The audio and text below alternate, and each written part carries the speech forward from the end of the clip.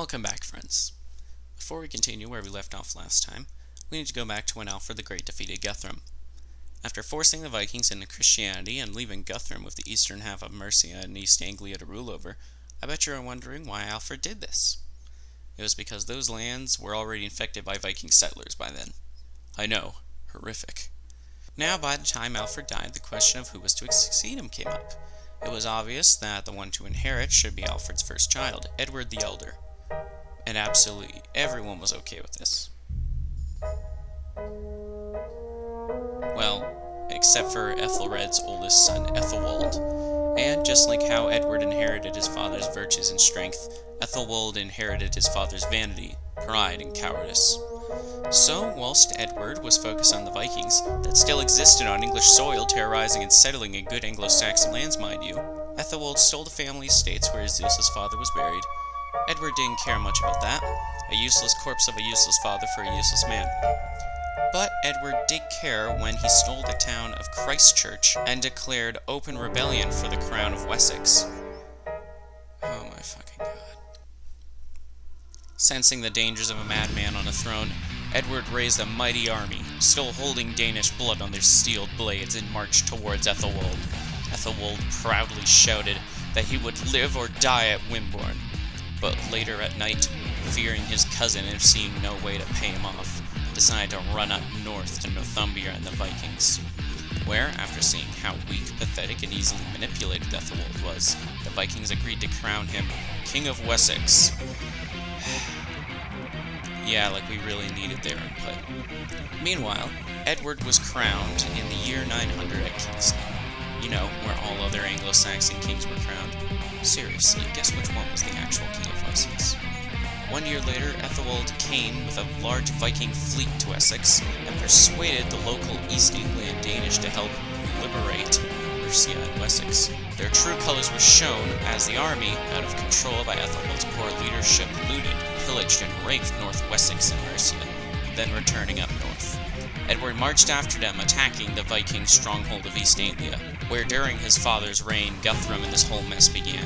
After attacking it, he thought of returning home, worrying for the lives of his soldiers. But the soldiers denied his orders to return.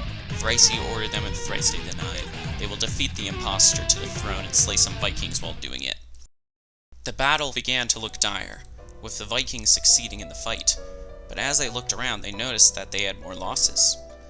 Ethelwald, being the insufferable idiot that he was, died in the battle alongside the East Anglian king Eoric, but we don't need to worry about him or his heir Guthrum II. So, while the losses were immense, Wessex held her own, and failed horribly. They failed so bad they failed to fail and lost the battle while still killing both enemy leaders and won the war, with the Danes being banished back to their devil huts up north. The only real losses were that of Edward's father-in-law, but he was chill and understood the situation.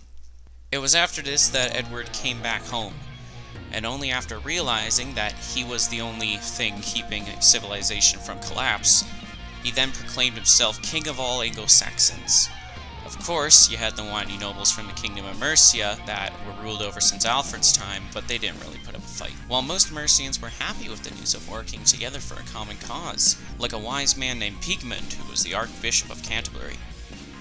There was his sister, named Ethelred, being the so-called Queen of Mercia, but it didn't matter, and most people just went straight to Edward for a decision. This still didn't stop the constant pain in Edward's neck, which of course, once again, was the Vikings. They raided Brittany, Mercia, churches, towns, the usual annoying pagan mess. You know them well by now.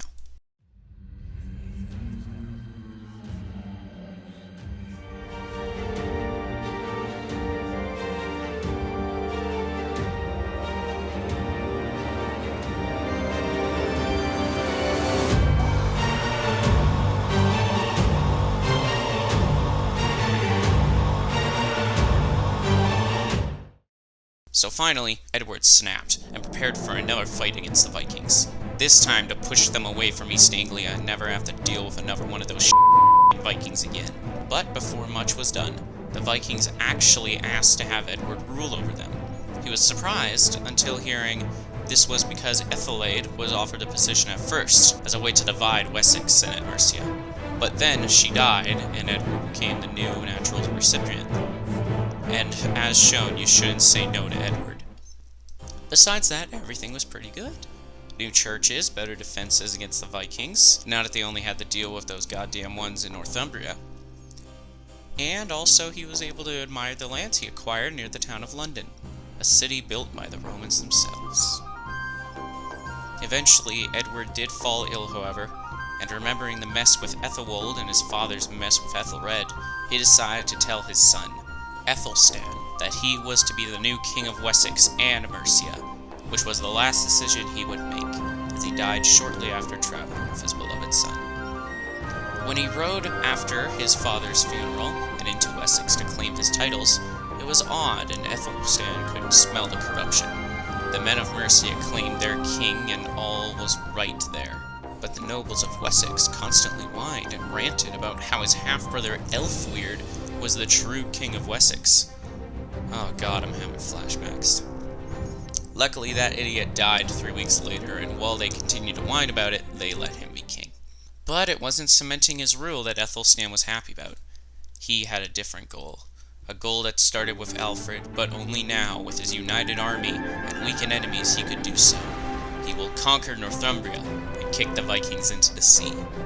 Riding his forces north, he easily trounced the weak army of York, and flat out ignoring the Viking citizens in the area. Oh, sorry, I mean Viking citizens, helping actual civilians migrate north to new farms. Then marching forward and trouncing the shattered armies of Northumbria led by the weak King Guthric, never leaving an inch untouched by the wrath of civilization. The Vikings, up in the new land named Scotland, shouted for his death, but nobody was stopping this man. And then finally, after all that, everyone, nobles from the north, south, all over Europe, came to London to hear the second crowning of Aethelstan, no longer king of Wessex, no longer king of Mercia, but defender of the Isles, and the king of England. But he wasn't done yet. He wanted to crush the Scots so they would never threaten this new peace, and crush them he did until submission became the inevitable outcome. So, in the honor of Alfred, Edward, and Aethelstan, let's look at what happened when the Scots tried to fight the English nation for the first time. 3, 2, 1.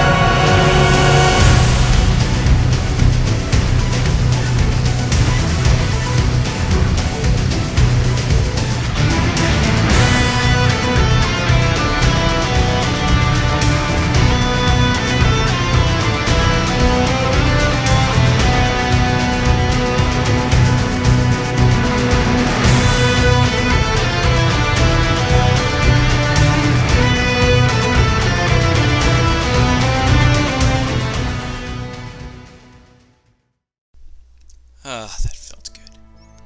But as Aethelstan looked upon his life and the future, he saw the corruption of the nobility rising, and foreseen the chaos and uncertainty of what was to come to England. For his nation to be truly safe, there would need to be someone else, a uniter of king and country, a hero from afar to unite all under his banner. But he wouldn't live to see that man. Aethelstan died without a wife or children to his name. The next years would be of chaos and death, revolts and succession. So wait until next time when we see the hero of our story, who became the second founder of England, as not just a king, but a conqueror. I'll see you then.